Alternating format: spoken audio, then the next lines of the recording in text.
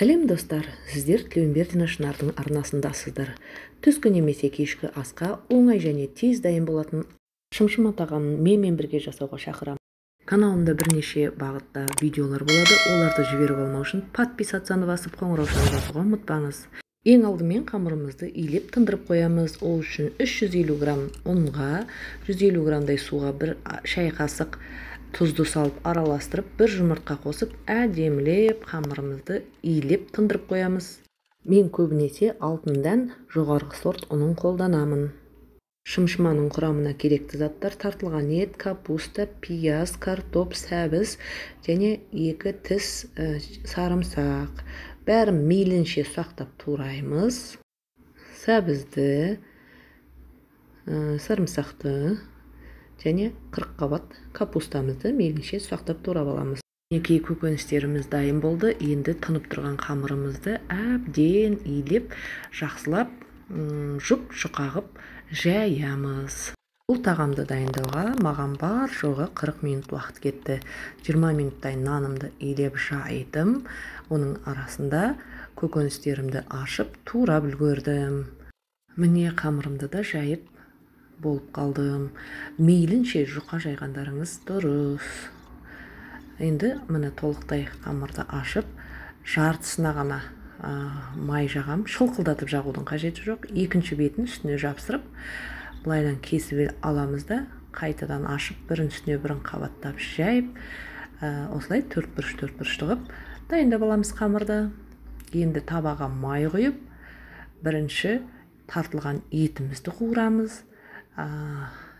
Мінекей, тартылған етімізді кішкене қуырып аламыз.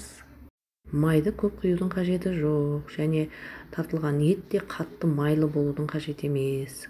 Кейін тартылған еттің үстіне пиязымызды салып, тағы бір 2-3 минуттай әдемілеп қуырамыз. Және бір айта кететін жағдай, бұл тағамға су құймаймыз. Су құйып үстіне ботқа жасап алмаңыздар.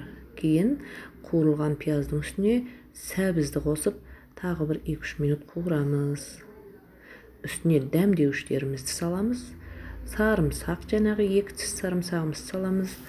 Дәмдеуіштер: тұз, қызыл бұрыш, қара бұрыш, паприка. Соларды қосып, әдемілеп иісі шыққанша қуырамыз. Паприка.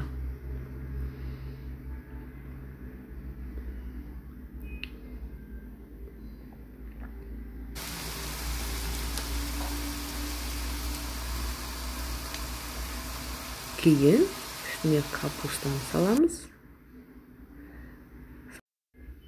Капуста, кейін үстіне картопты саламыз. Жалпы жаңа айттым ғой, бұл тағамға су құйылмайды. Капуста өзінің суын жақсы бөліп шығарады. Енді ас көкті салып, әдемілеп араластырып, үстін кішкене осы қалақшамызбен тегістейміз. Көп пісірудің қажеті жоқ. 20 минут өзі қазір тұрғанда әдемі болып піседі. Міне осылай қалақшамен әдемілеп тегістеп аламыз да, жаңағы жайып дайындап қойған қамырымызды бетіне қойып шығамыз әдемілеп. Бұл арнада оңай және тез дайын болатын тағам түрлерінің рецептері мен тігін, тоқыма тоқу, құрақ құрау және гүл күтімі жайында жақсы видеолармен бөлісетін боламын. Оларды жіберіп алмау үшін подписация кнопкасын басып, қоңыраушаны басуға ұмытпаңыз. Жасаңыз, өте дәмді шығады. Және комментарийда бөлісіңіз. Осылай әдемілеп қойып шығып, 20 минутқа қойып, баяу отта пісіреміз. Тура осылай менімен бірге бір жасасаңыз, өте дәмді шығатынына күмәнім жоқ. Мінекей 20 минут өтті, дайын болды. Сіздермен бірге қазір әдемілеп табаққа салатын боламыз.